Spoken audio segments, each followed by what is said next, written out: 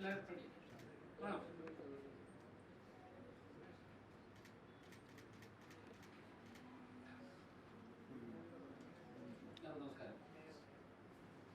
നമ്മൾ കഴിഞ്ഞ ദിവസം ഫോർട്ട് ആശുപത്രിയിൽ വെച്ചിട്ട് കണ്ടിരുന്നു. അതിന്റെ തുടർച്ചയായിട്ട് കണക്റ്റഡ് ചില കാര്യങ്ങൾ കൂടി പറയാൻ വേണ്ടിയാണ്. അന്ന് തന്നെ മാലിന്യ പ്രശ്നവുമായി ബന്ധപ്പെട്ട ഒരു വിഷയത്തിലാണ് നമ്മൾ കണ്ടത്. ഈ ഭരണസമിതി അധികാരത്തിലേറിയ ഉടൻ തന്നെ ഞങ്ങൾ ജനങ്ങളോട് പറഞ്ഞിരുന്നു, തിരുവനന്തപുരം കോർപ്പറേഷനിൽ നിലവിലുള്ള മാലിന്യ സംസ്കരണ പദ്ധതി പര്യാപ്തമല്ല. ഒരുപാട് അപാകതകളുള്ള ഒരു പദ്ധതിയാണ് നിലവിൽ കോർപ്പറേഷനിലുള്ളത്. അത് പരിഹരിക്കേണ്ടതായിട്ടുണ്ട്. അതിന് ഈ ഭരണസമിതി പ്രഥമ പരിഗണന കൊടുക്കുമെന്ന് തന്നെ പറഞ്ഞു. അക്കാര്യങ്ങളുമായി ഞങ്ങൾ വളരെ വേഗത്തിൽ വളരെ സജീവമായിട്ട് മുന്നോട്ട് പോവുകയാണ്. തുടക്കത്തിൽ തന്നെ ആരംഭിച്ചു.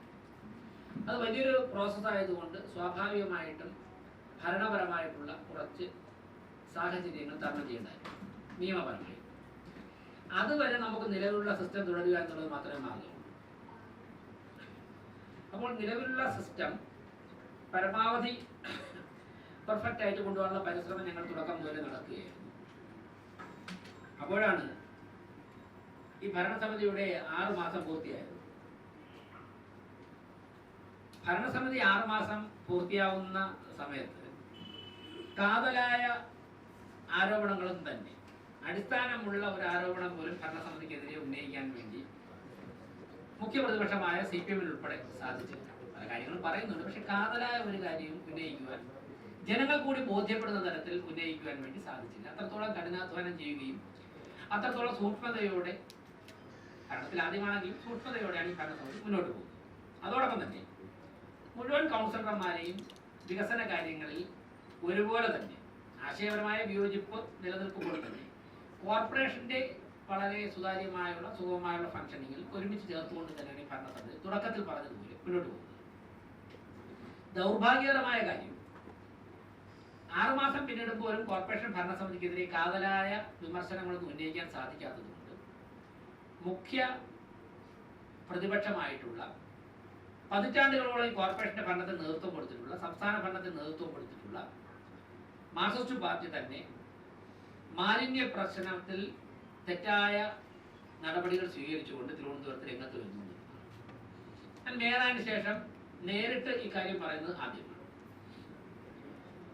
തിരുവനന്തപുരം കോർപ്പറേഷനിൽ മാലിന്യ സംസ്കരണവുമായി ബന്ധപ്പെട്ട് തെറ്റായ വാർത്തകൾ പ്രചരിപ്പിക്കുവാനും നഗരത്തെ മലിനപ്പെടുത്തുവാനും CPM പ്രവർത്തകർ തന്നെ ഇറങ്ങിയിരിക്കുന്നു എന്നുള്ളതിന്റെ ഏറ്റവും അവസാനത്തെ ഉദാഹരണമാണ് കഴിഞ്ഞ ദിവസം ഒരു കോർപ്പറേഷൻ ജീവനക്കാരനെ വാഹനമിടിച്ച് കൊലപ്പെടുത്താൻ ശ്രമിച്ചത്.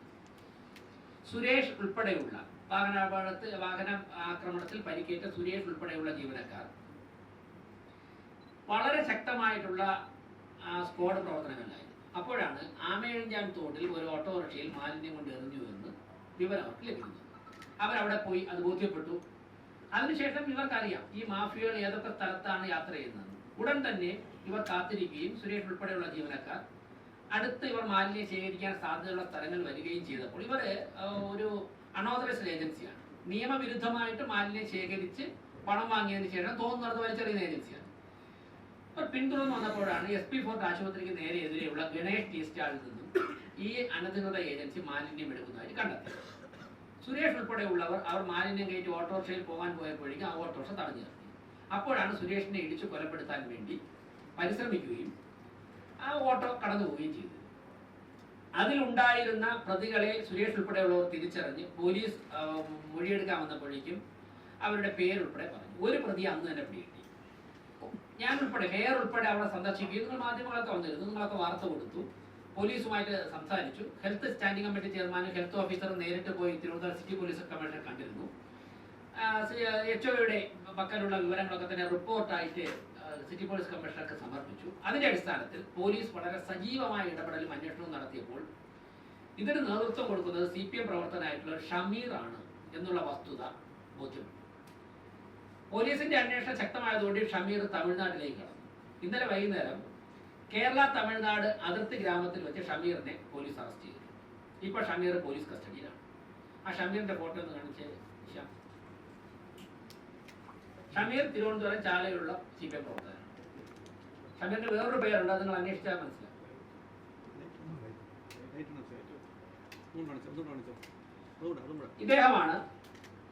ഇദ്ദേഹം CPM പ്രവർത്തകനാണ്. അനധികൃതമായി മാലിന്യം ശേഖരിച്ച് ആറ്റിലേക്കും തോട്ടിലേക്കും വലിച്ചെറിയുന്നതിൽ പോലീസ് അറസ്റ്റ് ചെയ്ത പ്രതിയാണ്. ഇന്നലെ വൈകുന്നേരം ഇദ്ദേഹം പോലീസിനെ ഭയന്ന് നിർഭയം വിവരിച്ചുകൊണ്ടിരുന്ന ആളാണ്. കോർപ്പറേഷനും പോലീസും നടപടികൾ ശക്തമാക്കിയപ്പോഴേക്കും പോലീസിനെ ഭയന്ന് തമിഴ്നാട്ടിലേക്ക് രക്ഷപ്പെടുകയും തമിഴ്നാട് കേരള അതിർത്തി ഗ്രാമത്തിൽ വെച്ച് ആ കുളത്തൂർ ഭാഗത്ത് വെച്ചിട്ട് തമിഴ്നാട്ടിൽ നിന്ന് കേരളത്തിലേക്ക് കടന്ന സമയത്ത് പോലീസ് ഇൻഫർമേഷൻ കിട്ടി. മൊബൈൽ ടവർ ട്രേസ് ചെയ്ത് അദ്ദേഹത്തെ അറസ്റ്റ് ചെയ്തിട്ടുണ്ട്. ഇപ്പോൾ പോലീസ് കസ്റ്റഡിയിലുണ്ട്. സിറ്റി പോലീസ് കമ്മീഷനുമായിട്ട് ബന്ധപ്പെട്ട് കൂടുതൽ വിവരങ്ങൾ ലഭിക്കും. ഇദ്ദേഹത്തിന്റെ സിറ്റിയിൽ ഈ മാഫിയക്ക് നേതൃത്വം കൊടുക്കുന്നതുകൊണ്ട് വേറൊരു പേരൂടെ ഉണ്ട്, നിങ്ങൾ അന്വേഷിച്ചാൽ മനസ്സിലാകും. കൃത്യമായിട്ടുള്ള രാഷ്ട്രീയ ബന്ധമുള്ളതാണ്. അത് കുറച്ചുകൂടെ കഴിയുമ്പോഴേക്കും മണിക്കൂറുകൾക്കൊക്കെ നിങ്ങൾക്ക് ആ തെളിവുകൾ ലഭിക്കും. അത് പോലീസിന്റെയൊക്കെ പക്കലുണ്ട്, ആ തെളിവുകളൊക്കെ ഉണ്ട്. അപ്പോൾ അതിനർത്ഥം CPM തന്നെ 6 മാസം ഈ ഭരണസമിതി പിന്നിടുമ്പോഴേക്കും വലിയ സ്വീകാര്യത കിട്ടി ഭരണസമിതി മുന്നോട്ട് പോകുമ്പോൾ അതിനെ അട്ടിമറിക്കുവാൻ വേണ്ടി CPM എന്ന പാർട്ടി ഒരു സംസ്ഥാന ഭരണത്തിന് നേതൃത്വം കൊടുത്തിട്ടുള്ള 45 വർഷം കോർപ്പറേഷന്റെ ഭരണത്തിന് നേതൃത്വം കൊടുത്തിട്ടുള്ള ഒരു പാർട്ടി തന്നെ നേരിട്ട് അവരുടെ പ്രവർത്തകർ ഇറക്കിയിട്ട് നഗരത്തിലെമ്പാടും മാലിന്യം വലിച്ചെറിയുകയാണ്. ആ മാലിന്യം വലിച്ചെറിയുന്നതിനെ തടയാൻ ശ്രമിക്കുന്ന ആളുകളെ കണ്ടുപിടിക്കാൻ ശ്രമിക്കുന്ന കോർപ്പറേഷൻ ജീവനക്കാരെ ഓട്ടോറിക്ഷ ഉൾപ്പെടെ ഇടിച്ചിട്ട് കൊലപ്പെടുത്താൻ ശ്രമിക്കുകയാണ്. ഒരു പാർട്ടി നേതൃത്വം കൊടുക്കുകയാണ് അതിന്. കഴിഞ്ഞ ദിവസം ഞങ്ങളുടെ 2 വനിതാ ജീവനക്കാർ, രാത്രിയൊക്കെ വനിതാ ജീവനക്കാർ സ്ക്വാഡിലുണ്ട്. 2 വനിതാ ജീവനക്കാർ ഉൾപ്പെടുന്ന സ്ക്വാഡ് ഇതുപോലെ തന്നെ ഒരു മാലിന്യ മാഫിയ തടഞ്ഞു. അവർ രക്ഷപ്പെടാൻ ശ്രമിച്ചു. ഈ ജീവനക്കാർ ഓട്ടോറിക്ഷയുടെ മുൻപിൽ കയറി നിന്നിട്ട് ഓട്ടോറിക്ഷ കസ്റ്റഡിയിലെടുത്ത്. ഇപ്പോൾ ഓട്ടോറിക്ഷ നമ്മുടെ ഗ്യാരേജിലുണ്ട്. ഗ്യാരേജിൽ കൊണ്ടുവന്ന് പരിശോധിച്ചപ്പോഴേക്കും അതിൽ വടിവാളും കമ്പിപ്പാറയും ഉൾപ്പെടെ ആക്രമിക്കുവാൻ വേണ്ടി കരുതി വെച്ചിരിക്കുകയാണ്. ആ ഓട്ടോറിക്ഷ ഞങ്ങൾ കസ്റ്റഡിയിൽ എടുത്തിട്ടുണ്ട്. മാലിന്യ മാഫിയ 2 വനിതകളാണ് അതിനെ തടഞ്ഞത്. കഴിഞ്ഞ ദിവസം അവർക്ക് സിയോർണോ കൊടുത്തിരുന്നു ഇവിടെ മീറ്റിംഗ്, ഹെൽത്ത് സെക്ടറിന്റെ മീറ്റിംഗിൽ.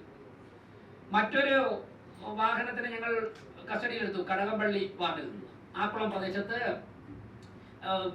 നീർച്ചാലിൽ മാലിന്യം വലിച്ചെറിഞ്ഞ വാഹനം ഇവിടെ കോർപ്പറേഷൻ കസ്റ്റഡിയിൽ കിടപ്പുണ്ട്. നമ്മുടെ കസ്റ്റഡിയിൽ നിങ്ങൾക്കറിയാം, പുറത്ത് ലോറിയുണ്ട്. അപ്പോൾ ഈ ഷമീർ ഉൾപ്പെടെയുള്ള ചെയ്ത ജലാശയങ്ങളിലേക്കാണ് മാലിന്യം വലിച്ചെറിഞ്ഞത്. അത് ജാമ്യമില്ലാത്ത കുറ്റമാണ്, വളരെ ഗ്രേവ് ഓഫൻസ് ആണ്. ജലാശയങ്ങളിലേക്ക് മാലിന്യം വലിച്ചെറിയുന്ന അങ്ങേയറ്റം തന്നെ കുറ്റകരമാണ്. അങ്ങനെയുള്ള കാര്യങ്ങൾക്ക് ഒരു പാർട്ടിയുടെ പ്രധാനപ്പെട്ട പ്രവർത്തകൻ തന്നെ നേതൃത്വം കൊടുക്കുന്നു എന്ന് പറയുമ്പോഴേക്കും ഉന്നത നേതാക്കന്മാരുമായിട്ട് ആത്മബന്ധം പുലർത്തുന്ന പ്രവർത്തകനാണ്.